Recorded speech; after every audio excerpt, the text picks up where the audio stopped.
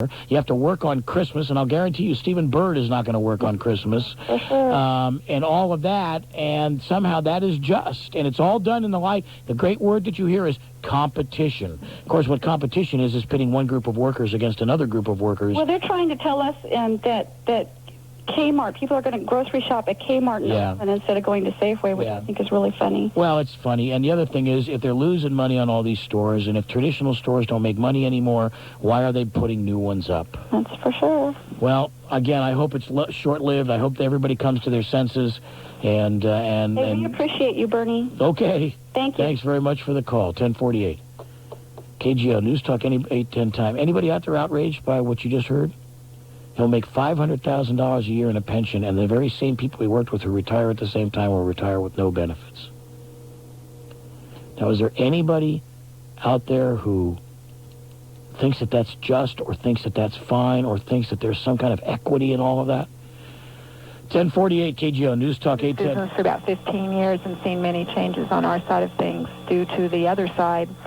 And I don't know if people are aware of it, but there's a lot more people being affected by Safeway corporate in this strike as well, besides the union people, which I thoroughly back. But as of yesterday, many of the reps were told by their bosses that they were being temporarily laid off as of Monday. And we suspect that we're losing, well, temporary laid off, we're not sure what that means, but that we are not going to be working due to the pressures from Safeway corporate that they are putting on brokers, vendors, distributors. And I wanted people to know this, that many people in our industry are being affected by this. What kind of pressure can they put on? Well, it's the politics. There's so much politics that goes on in this business, and I'm sure I don't have time to tell you how we sell to them and all those things, but there's a lot of politics that goes on between corporate and our management and brokers. And this is an estimated guess, an educated guess. I believe that they put the pressure on the brokers to saying, well, we couldn't really do our jobs because things were going to be so different during the strike, that if they laid us off, that then we would be going in to be replacement people to work.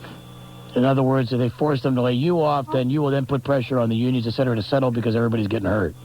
Somewhat, but then at least they would get some help from people that were familiar with the business as well. And I want the picketers out there to know that the majority of us brokers, sales reps that call on them are backing them 100%, and we are not crossing the picket lines. We are going elsewhere to get temporary work, and we're just, we're not doing it. Well, I heard an interesting comment. I talked to a girl who was I think she works for a liquor broker or distributor or whatever, and she goes into a number of these stores. She told me last night, and it was a fascinating insight. She said normally she's not a big supporter of unions. Normally she'd have no problem crossing a picket line. But when she found out that they were going to take away the health benefits of people who'd already retired, that was the thing that was the straw that broke the camel's back, and that she had decided that she wasn't going to cross a picket line because that was just unfair. Exactly. That's exactly what I felt. 15 years, in 80, when they went through the other strike, I was married to a Safeway produce manager at the time. And at that time, I was also in the broker business, and they didn't have a problem with us crossing the line because we weren't doing their job. We were still doing our own job, trying to maintain a little bit on our items. But ever since then, they have conceded more and more through the years to less and less. And this is their biggest thing, is the benefit. Yep. It's not the money. It's, people think, oh, they make so much money and so forth. But it's the benefits, it's the retirement, it's the lack of guaranteed hours. And it's a very typical scenario of corporate America screwing the little guy. Well, and then they came out with this wonderful statement today to say, don't blame us. Here's what we want. We want a package that doesn't cost us any money. Right. Now, if that means that you give up all these benefits in order to get wages, that's fine, or you can give up wages to get the benefits, but it has to be this zero-sum game. Well, what they don't say, of course, is that they didn't have a zero-sum game last year. They made money. Exactly. Now, how come it's okay for them to make money, but when it comes to the employees are supposed to give them a contract in which it doesn't cost them any more money? Exactly. That's exactly right. So my main point is that I want to let people know that there's a lot of people in the industry that are being affected, and we want the picketers to know that sales reps that they usually see in their stores talking to them to to make sure our items are on the shelf, we're backing them, and we're not going to cross the picket line. So Safeways or any of the other chains, if they start getting picketed, we're going to do our best to stay away. Okay. I thank you very much for the call. Again, I keep saying this, and I know I sound redundant. I hope it's short-lived. I hope everybody comes to their senses. I hope it's over with and that everybody can get back to work and get respect and a decent wage and all of that, and that it happens quickly. I'm not sure it will, but I hope it does. 1126. Start to offer some decent compromise on this rather than the essentially nuclear proposal that they put on the table the last time. A proposal which would literally strip people of benefits, a proposal that would cost workers an average of almost $3,000 a year, from my limited and crude calculations. A proposal in which essentially these grocery stores would be able to be run by temporary people with no benefits. Let's see if maybe, just maybe, they're willing to come forward with something other than a take-no-prisoners approach. I don't know if they will, but we can certainly hope. Carl in Alameda. Good evening. Welcome to KGO with Bernie Ward. Bernie, how you doing? I'm doing really well. Now, you're going to put decency first in our jobs, and they can simply do the job, and they will perform well, and so forth. The idea that the meat cutters, the idea that these people that are working in the back rooms, the idea that the people that are working at the registers, that all that they are doing is manual labor that requires no more of a commitment than that, shows that you are exactly the kind of consultant that the bosses love, a consultant who reduces people down to those kinds of levels. The fact of the matter is that Americans have shown again and again they will pay more money for better service. They are willing to ignore price comparisons, in fact, if they can get better service, and that the better service you give, the higher likelihood that people will return. And in terms of shareholders, what the shareholders are putting their money at risk, why would they put their money at risk and then turn around and take the key constituent that gets them their return and slap them across the face? Well, I disagree that they're the key constituents. Oh, how do they make profits without the workers? I didn't say they could. And that sounds like that sounds like the key constituent to me. Well, not all of the workers are on strike. Oh, yeah? Who's not on strike? Management. Oh, I see. You mean the guys who sit up in the office? They work too, Bernie. Oh, God, yes. You could train a chimpanzee to do that job. Bernie, let me try to take this in a little bit different direction, because I'm thinking of the thousands of people that are listening to us that are just saying this doesn't relate to their life at all. The people in the most productive segment of our population, and that's small business. They're out there, and they recognize that with their smaller groups of employees, those employees are even more important, and the best ones use management techniques that reward them, include them in the business, are flexible, adjust to individual needs, to time allocations, all the rest. The best companies are being...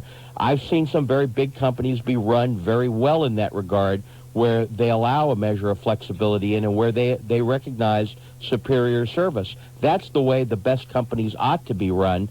I think you get to a point of diminishing returns in these really large corporations. We were talking off the air about how this has been a boon to your local butcher shop, Drew's, my local butcher shop over in Tiburon, because people are being reintroduced to them, and that's the biggest danger. I wouldn't be worried about the big monoliths, the warehouse stores. I'd be worried about losing business to mom and pop stores. I'd be worried about something even more.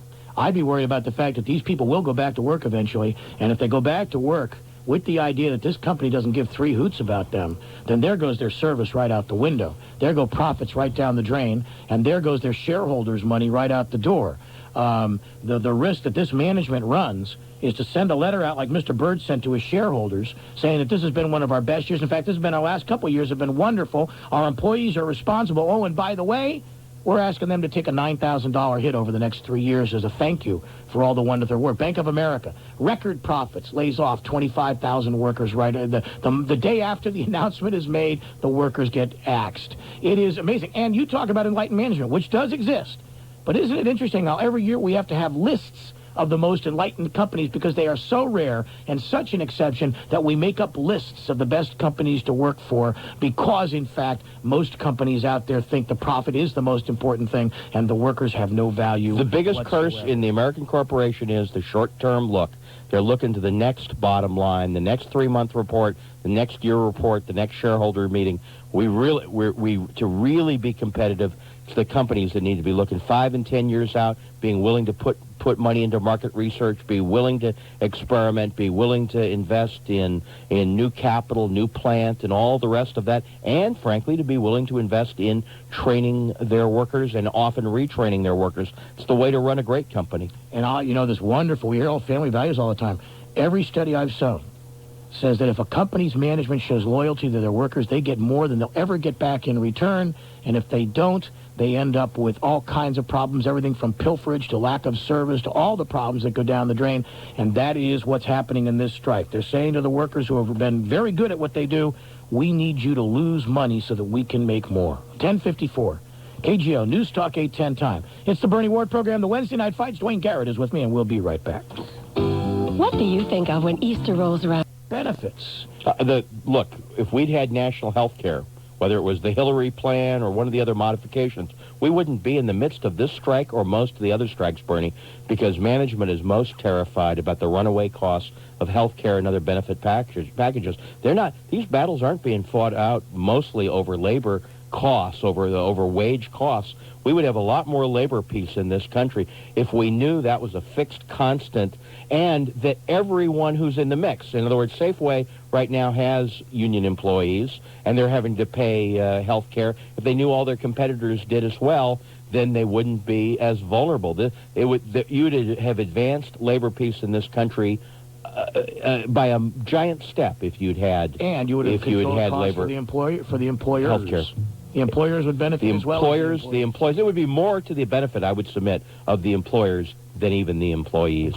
Duane Garrett, thank you very much. As always, it is wonderful to talk with you, and we will see you again here tomorrow night at 7 o'clock.